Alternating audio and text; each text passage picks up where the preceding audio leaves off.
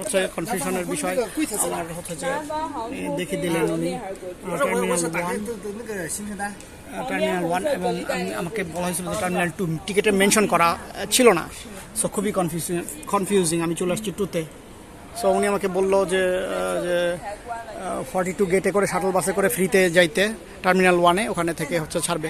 গোজায়নের টিকিটটা যে নিলাম, ওদের উচিত ছিল মেনশন করা কোন টার্মিনাল থেকে বিমান ছাড়বে আর কি।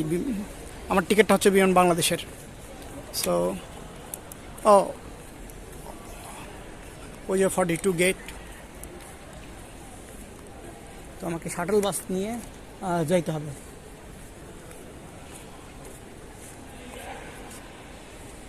এখানে একটা কনফিউশনের ব্যাপার আছে।